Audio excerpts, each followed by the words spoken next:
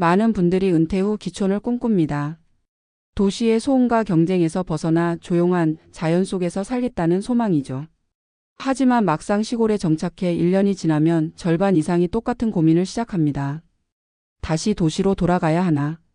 오늘은 실제 기촌 1년 차 은퇴자들의 이야기를 통해 그 고민의 이면을 들여다보겠습니다.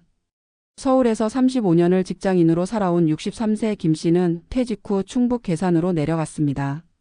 공기 좋고 물 맑은 곳에서 텃밭을 가꾸며 여유롭게 살고 싶었죠. 처음 몇 달은 정말 꿈 같았다고 합니다. 해가 지면 조용히 별을 보고 새벽에는 닭 울음소리에 눈을 뜨는 삶.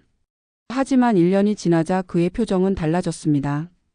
도시에선 하루가 빠르게 흘렀는데 여기선 하루가 너무 길어요. 사람을 만나기도 힘들고 내가 뭘 해야 할지도 모르겠어요. 그의 말 속에는 외로움과 허전함이 묻어 있었습니다. 기촌의 첫 번째 현실은 바로 관계의 단절입니다. 도시에서 일할 때는 동료와 고객, 친구들이 자연스럽게 만들어준 사회적 관계망이 있었습니다.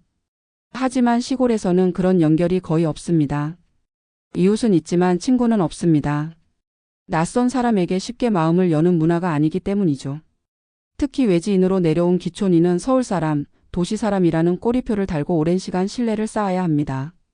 어느 60대 부부는 시골의 고립은 물리적인 게 아니라 마음의 고립이었다고 말했습니다. 두 번째 이유는 경제적 현실입니다. 기촌을 결심할 때 대부분 생활비가 줄 거라 기대합니다. 하지만 실제로는 예상보다 돈이 훨씬 더 듭니다.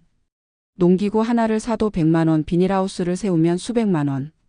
겨울 난방비는 도시에 살 때보다 2배가 넘고 장 보러 한 번 나가려면 차를 타고 30분 이상을 달려야 합니다. 결국 김 씨는 도시에서보다 지출이 줄지 않았습니다. 도시보다 돈은 덜 쓰지만 대신 버는 게 없어요. 하루가 공짜지만 수입이 없다는 게 이렇게 불안한 건 줄 몰랐어요. 세 번째로 가장 큰 문제는 의료와 돌봄입니다. 나이가 들수록 병원 접근성은 삶의 질을 좌우합니다. 70대 이 씨 부부는 강원도 홍천으로 이사했지만 1년 만에 서울로 돌아왔습니다. 남편이 갑자기 허리 통증으로 병원을 찾았는데 가까운 곳에는 정형외과가 없었습니다. 결국 응급실이 있는 병원을 찾느라 2시간이나 차를 몰고 갔죠. 그날 이후 부부는 결심했습니다. 자연은 좋지만 병이 나면 자연이 위로가 안 된다. 기촌 1년 차의 심리적 변화도 큽니다. 도시에서의 바쁨은 때로는 존재의 증명이었습니다. 하지만 시골에서는 아무도 나를 필요로 하지 않습니다. 일할 곳이 없고 불러주는 사람도 없습니다.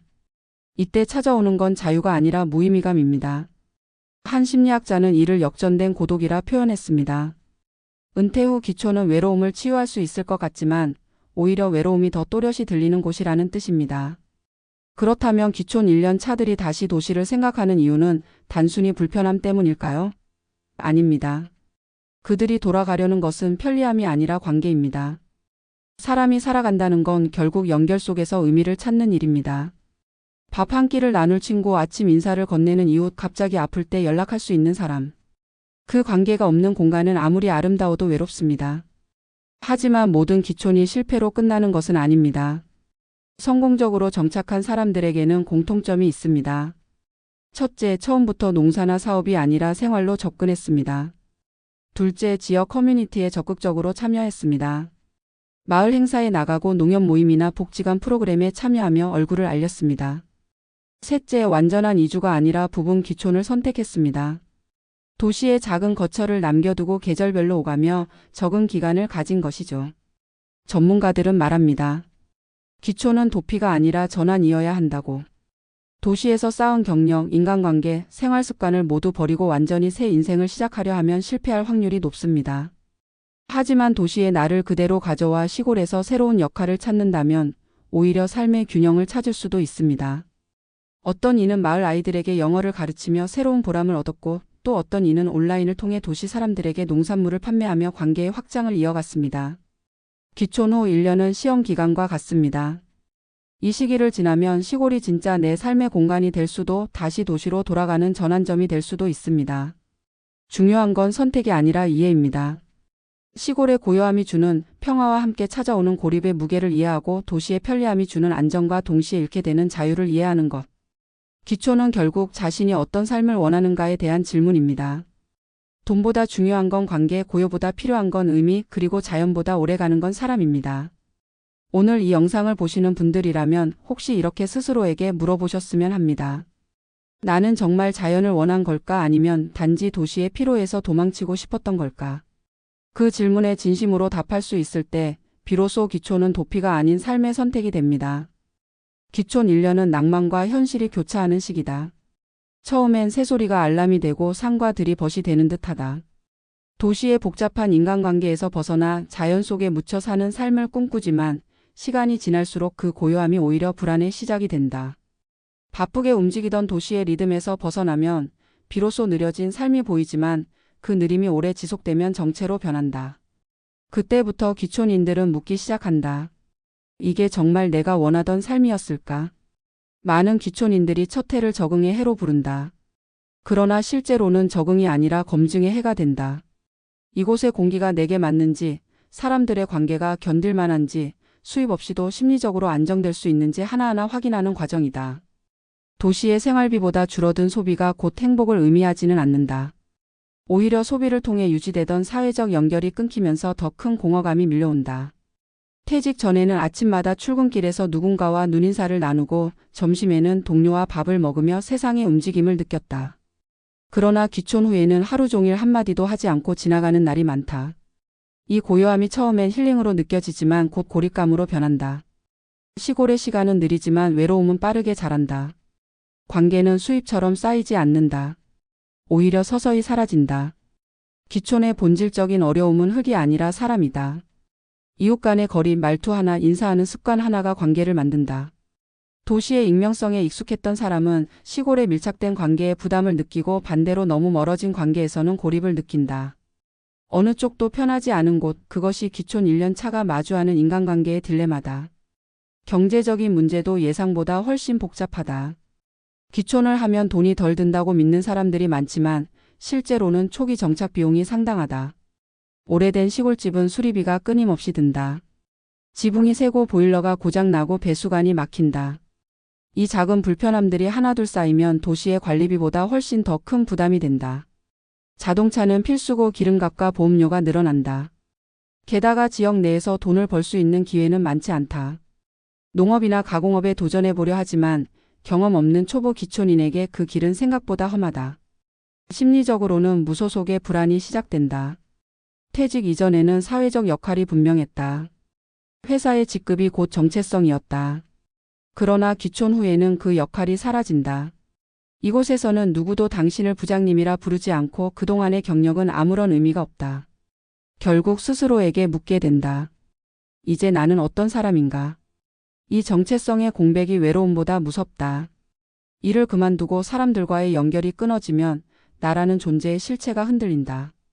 심리학적으로 보면 기촌 후 첫 해는 자기 상실기로 불린다.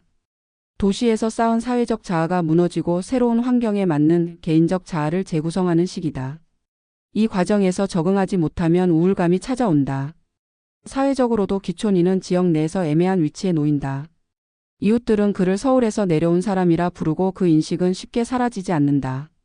지역사회는 오랜 인맥과 연대감으로 구성되어 있기 때문에 외부인이 그 안에 자연스럽게 스며드는 데는 시간이 필요하다. 단순히 예의 바르고 성실하다고 되는 일이 아니다. 마을 행사에 참여하고 지역 일에 관심을 가지며 관계의 신뢰를 천천히 쌓아야 한다. 하지만 도시 생활에 익숙한 이들은 이런 관계의 느린 속도를 참지 못한다. 이렇듯 기촌이 실패하는 이유는 재정의 어려움보다 심리적 사회적 요인이 크다. 하지만 이 과정을 지나 성공적으로 정착한 사람들은 공통적으로 한 가지를 말한다. 기촌은 도피가 아니라 적응의 과정이어야 한다. 도시에 지쳐 떠나온 사람은 결국 현실에서도 지친다. 그러나 자신을 새롭게 만들기 위해 온 사람은 그곳에서 다시 태어난다. 한 은퇴자는 이렇게 말했다. 도시에선 일을 위해 살았고 시골에선 나를 위해 산다. 하지만 나를 위해 살려면 나를 다시 만들어야 했다. 기촌의 성공은 장소가 아니라 태도에 달려 있다. 시골이 행복을 주는 곳이 아니라 행복을 연습할 시간이 주어진 공간이라는 걸 이해해야 한다. 일상이 단조롭더라도 의미를 찾아야 하고 혼자 있는 시간에도 자신과의 대화를 배워야 한다. 결국 기촌은 환경의 변화가 아니라 자기 재구성의 실험이다. 이제 1년이 지나 다시 도시로 돌아가야 할지 고민하는 사람들에게 전문가들은 조언한다. 도시로 돌아가는 것이 실패가 아니라고. 실패란 방향이 아니라 태도의 문제라고. 다시 도시로 돌아가더라도 기촌에서 얻은 경험은 남는다. 자연의 리듬 속에서 자신을 돌아본 시간, 관계의 본질을 생각한 시간, 그리고 물질보다 마음의 균형을 배운 시간. 그것은 돈으로 살 수 없는 자산이다. 반대로 남기로 결심한 사람들에게도 필요한 건 의지보다 계획이다. 최소한의 수입 구조, 응급 상황에 대비한 의료 접근성, 이웃과의 관계 맺기 전략, 그리고 무엇보다 의미 있는 일을 찾아야 한다. 기촌의 삶은 하루 종일 비워진 시간을 어떻게 채우느냐에 달려있다. 그 시간을 채우는 방식이 곧 그 사람의 삶이 된다. 누군가는 글을 쓰고 누군가는 농산물을 가꾸며 또 누군가는 마을 사람들의 일손을 돕는다. 이 작은 활동들이 결국 자신을 지탱하는 힘이 된다. 기촌 1년 차의 고민은 그래서 기촌의 끝이 아니라 시작이다. 처음에 기대가 무너졌다고 해서 모든 게 틀린 건 아니다. 그 무너짐 속에서 현실을 본다면 이제 진짜 나의 삶을 설계할 수 있다. 기촌은 낭만의 실현이 아니라 현실의 재구성이다. 도시에서 잃어버린 자신을 찾기 위한 여정이며 그 과정에서 진짜 나와 마주하게 된다. 도시는 여전히 편리하고 시골은 여전히 불편하다. 하지만 도시에는 없는 평화가 있고 시골에는 없는 관계가 있다. 결국 선택은 어느 쪽이 더 좋은가의 문제가 아니라 내가 어떤 불편함을 감수할 수 있느냐의 문제다. 자연의 고요함이 주는 평화보다 사람의 온기가 더 그리운 사람이라면 도시는 여전히 집이 될 것이고, 반대로 사람보다 스스로의 내면에 집중하고 싶은 이라면 시골은 또 다른 가능성이 될 것이다. 기촌 1년은 이곳이 내 삶의 마지막 터전이 될 수 있을까를 시험하는 시기다. 그 답은 환경이 아니라 사람에게 달려있다. 외로움을 견디며 관계를 다시 세우고 불안 속에서도 자신을 단단히 세워나가는 사람만이 시골에서 삶의 의미를 만든다. 결국 기촌이든 도시든 행복은 장소가 아니라 태도다. 자연이 당신을 구해주지 않는다. 다만 자연은 당신이 스스로를 다시 만날 수 있게 해줄 뿐이다. 우리가 기촌 후 1년을 돌아보며 얻을 수 있는 가장 큰 교훈은 이것이다. 삶의 방향을 바꾸는 건 어렵지 않지만 삶의 방식을 바꾸는 건 쉽지 않다.